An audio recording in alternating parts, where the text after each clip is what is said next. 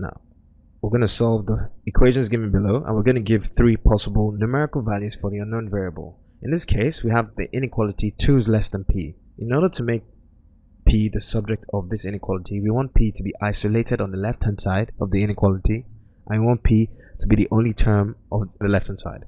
And this can be achieved by swapping the position of the left hand side term and the right hand side term. Doing so gives p on the left hand side, 2 on the right hand side, and remembering to reverse the inequality symbol, the less than sign symbol becomes the right hand side symbol. So the solution to this inequality is p is greater than 2, i.e. we have the possible values of the variable p.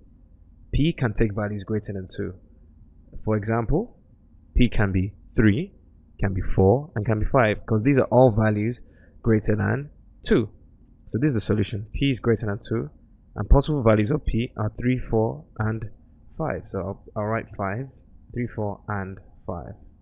So here's our solution to the inequality, and here are three possible values of p. Here's another inequality. The inequality m minus 5 is greater than 7. In order to solve this inequality, we need to determine a value or values for this variable m that causes this inequality to be satisfied. So we need to make m the subject of the formula. So let's drop the brackets to give m minus 5 is greater than 7. Adding 5 to both sides gives m minus 5 plus 5 is greater than 7 plus 5, which gives m minus 5 plus 5 is 0, so greater than 7 plus 5 is 12. So valid values of m are numbers greater than 12. For example, m can be, let me put it this way, m can equal 13, 14, and 15. And let's test this result. Or let's even numbers like 20, 30. Once the number is greater than 12, it's a valid value. But the question only asks for three possible values, three possible numerical values, so you can give any of these three. So let's test 20. When m is 20, this left hand side term is as follows: 20 minus 5. 20 minus 5 is, and the right hand side term is 7. 20 minus 5 is 15, which is greater than 7. So when m is 20, the left hand side is greater than the right hand side. So this inequality is satisfied. When m is 30, the left hand side becomes 30 minus 5, which is 25. The right hand side is 7. As you can see, 25 is greater than 7, and the inequality requires m minus 5 to be greater than 7. When m is 30, m minus 5 is 25, which is greater than 7. So the inequality is satisfied. So as you can see, here's the solution. M takes values greater than 12. Here's another inequality. 8 less than x plus 1. And we need to solve this inequality, meaning that we need to determine the value of this variable that causes the inequality to be satisfied. So the procedure is to make the variable, in this case x, the subject of the formula. We want to make x the subject of this inequality. So we want to isolate x on the left hand side. This can be achieved by first swapping the left hand side and right hand side terms. This gives x plus 1 on the left hand side and 8 on the right hand side.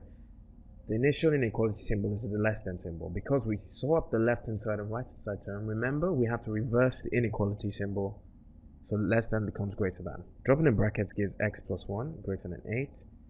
In order to isolate x, let's get rid of this plus 1, so let's subtract 1 from both sides. Gives x plus 1 minus 1. 1 minus 1 is 0, so that's x plus 1 minus 1, which is x plus 0, greater than x. 8 minus 1 is 7. So we have x is greater than 7 as the solution. And three possible values of x are any three values of x that are greater than 7. So x could be 8, 10, and 20. Now let's test these results. Let's test x is equal to 10. Now when x is 10, this is our original inequality. The left hand side is 8. The right hand side is x plus 1. So when x is 10, the right hand side is 10 plus 1. 8, 10 plus 1 is 11. 8 is less than 11.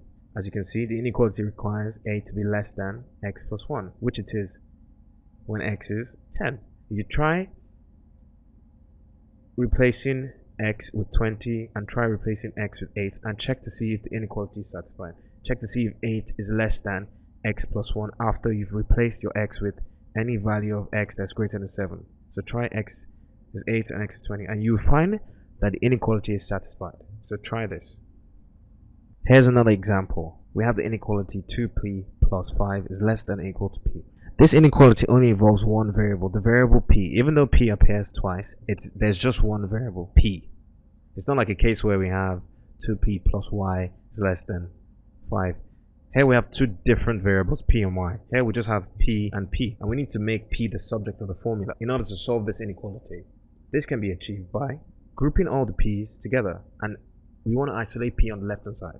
So let's subtract p from both sides. So let's get rid of p on the right hand side so that we can just have p on the left hand side. This can be achieved by subtracting p from the right hand side. But whatever we do to the right hand side of this inequality, we must do to the left hand side. So 2p plus 5 minus p less than p minus p. We're subtracting p from both sides. So the inequality symbol does not change. Grouping all the p's on the left hand side gives 2p minus p plus 5 less than p minus p is 0. 2p minus p is p plus 5 is less than or equal to 0. Now, so in order to isolate p on the left hand side, let's get rid of this plus 5. So let's subtract 5 from both sides.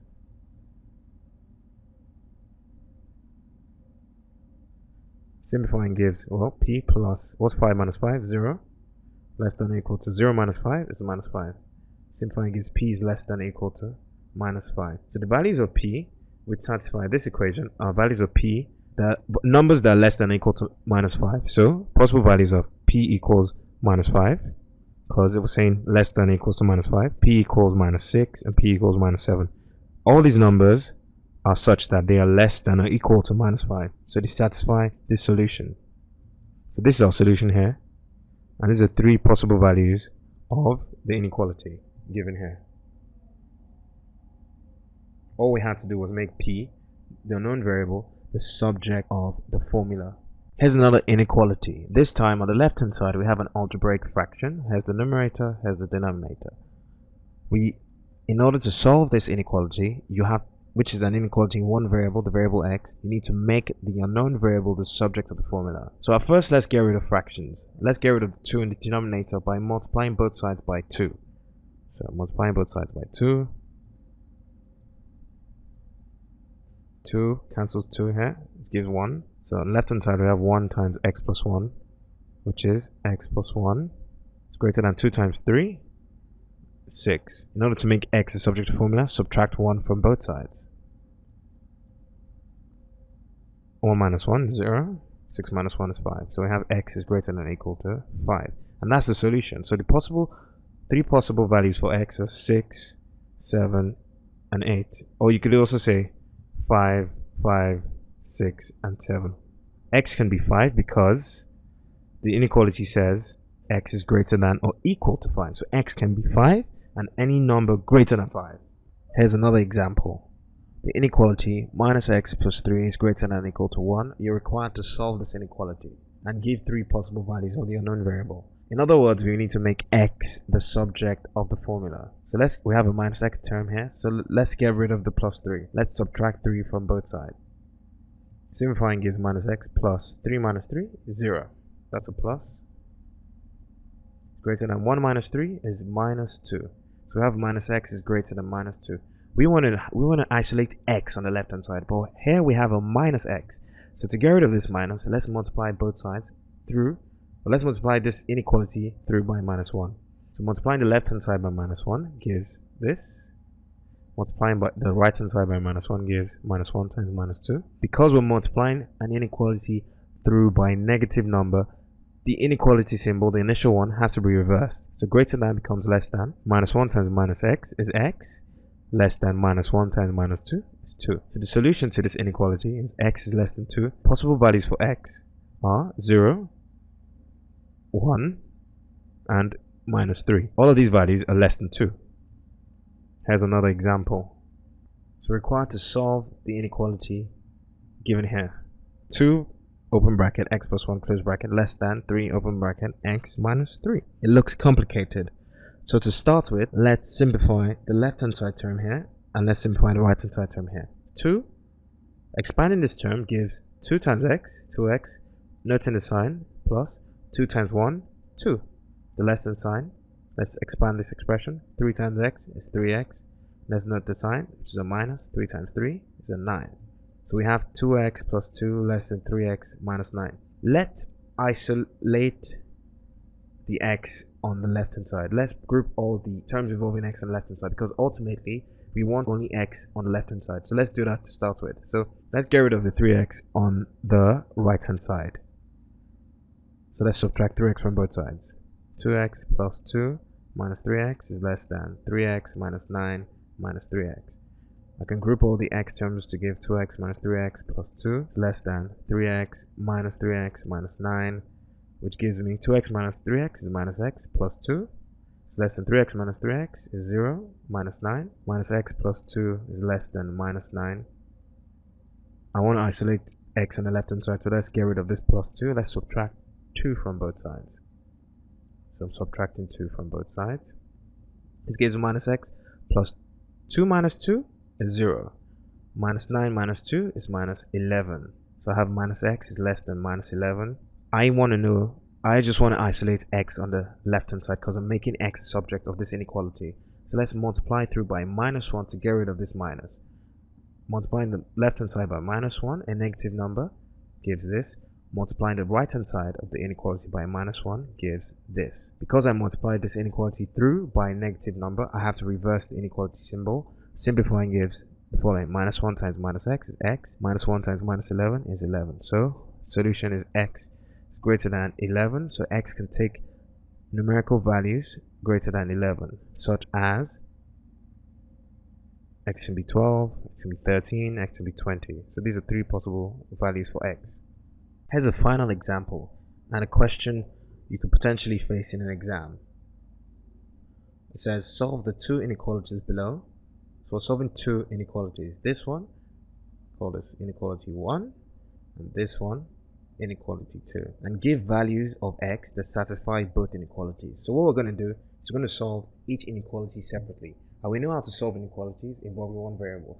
We just make that unknown variable the subject. So for inequality 1, which is 3x minus 4, which is less than 5, we make x a subject of the formula. So let's get rid of the minus 4. So we can just have the term involving x. 3x, this gives 3x minus 4 plus 4 is less than 5 plus 4. So we added 4 to both sides. This gives 3x is less than 9. Dividing through by 3 gives x is less than 3. So this is a solution to the first inequality. X takes values less than 3. Now let's look at the second inequality. It says x minus 1 is greater than 0. In order to make x a subject of this inequality, all we have to do is isolate x on the left hand side. So let's get rid of this minus 1. Let's add 1 to both sides of the inequality. 0 plus 1. X minus 1 plus 1 is 0. 0 plus 1 is 1. This gives x is greater than 1 as the solution to the second inequality. And in case anyone's confused about this step here, x minus 1 plus 1 is the same thing as x plus 1 minus 1. You can just rearrange the terms, which is x plus 1 minus 1, 0, which is x. That's another way to do it. So moving on, the first inequality has a solution, x is less than 3. The second inequality has a solution, x is greater than 1. And we're required to give values of x that satisfy both. So what values of x are less than 3 and also greater than 1? So let's look at the first inequality. The solutions of values of x that are less than 3. So 2, let's look at the integer numbers now. 2, 1, 0, minus 1, and so on. For the second inequality, we need values of x that are greater than 1, such as 2, or let's even go here, 2, 3, 4, 5. So which values, and we can go here as well. So there's no value here.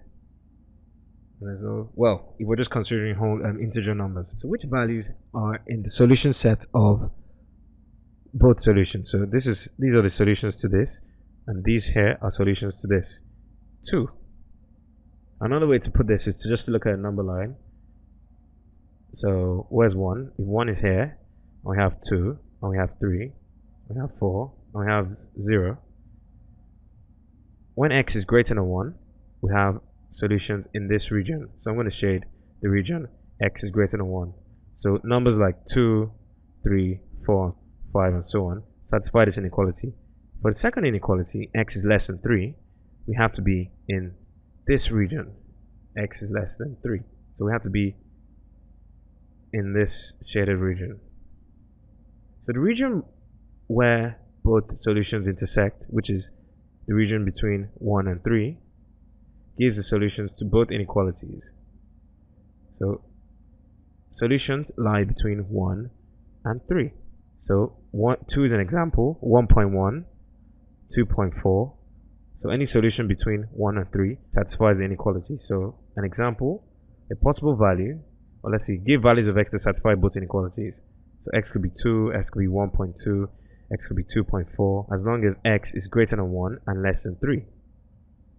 2 is greater than 1 and less than 3, 1.2 is greater than 1 and less than 3, 2.4 is greater than 1 and less than 3. So if this shading approach is confusing, you can ignore it. If this listing approach of solutions is confusing, you can ignore it. All you have to do is just say, okay, well, x has to be greater than 1 and x has to be less than 3. What numbers are greater than 1 and less than 3? Well, 1.2 is greater than 1 and it's less than 3. Or rather, what numbers lie between 1 and 3?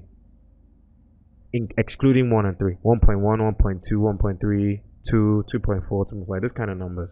And that's the solution to this problem.